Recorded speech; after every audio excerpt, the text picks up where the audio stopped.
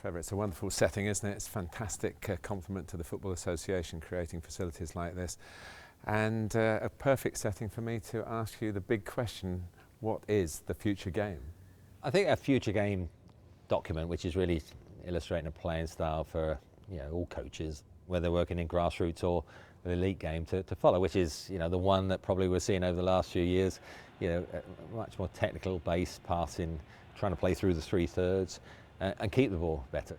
And so the future game was really documenting what we thought the successful teams were doing internationally in comparison to perhaps what we were doing, and how we needed to change the way we developed, particularly our younger players, to reflect a better skill, technical level, to be able to cope with the modern game as it moved forward. Can you just embroider the playing philosophy of the future game? Part of the future game is creativity, obviously how you play out from the back, the 3/3 defensively, middle, and that attacking third, which is a big one for us. Playing out from the back means you can knock it anywhere in that sort of defending third, and everyone is comfortable to bring it out. We want to keep it as we move into the midfield third, where we've comfortably got it on possession. One of the biggest areas in doing that throughout the 3/3 is weighted pass. I can't tell you how important the weighted pass is. And then the attacking third, of course, is where the cutting edge has to be. So you do need somebody who can dribble pass, step over, knock the ball in, join and go past people. So that for me probably is our biggest priority in the next 5 years.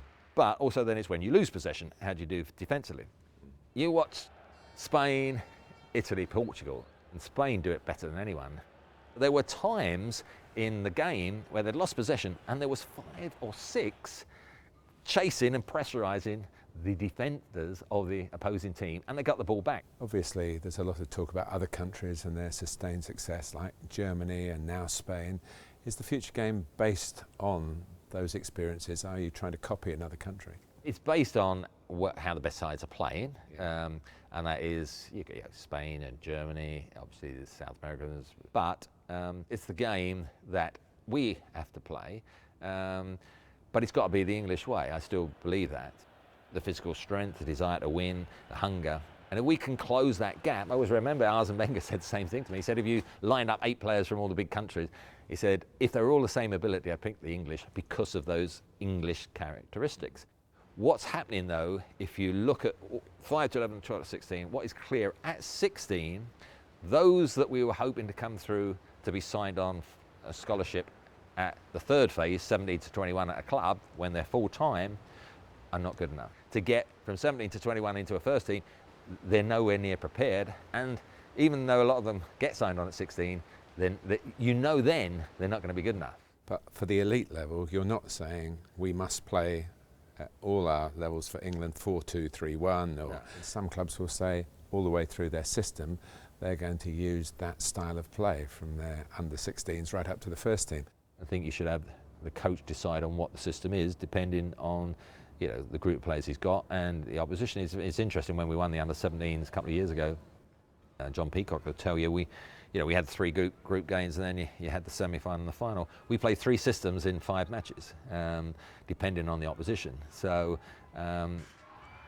because you had players who were very good and adept skillfully, they could play that system. And we had a 3 in midfield who rarely gave the ball away, which is unusual. But on that particular year, we had 10 very good outfield players. So positions and structures are not particularly that important, I don't think. What you're trying to develop is a footballer. And at some stage, probably between 12 and 16, you start to gauge a player position.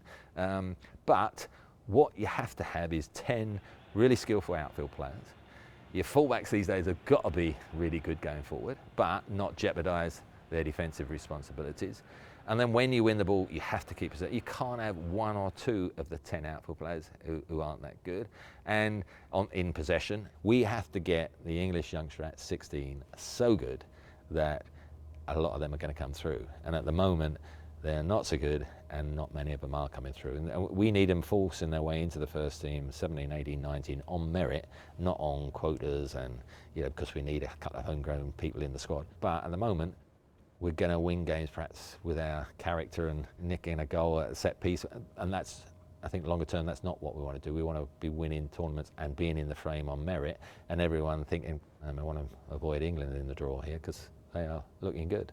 When people are watching this, Trevor, they'll see different coaching styles for the different age groups. I guess that's an essential part of the Future Game. Yeah, I think what we've tried to do, we mentioned the 3 phases. We said there will be different styles, but we're hoping everyone, will have that sort of technical emphasis of the English player, but there'll be different needs at different times.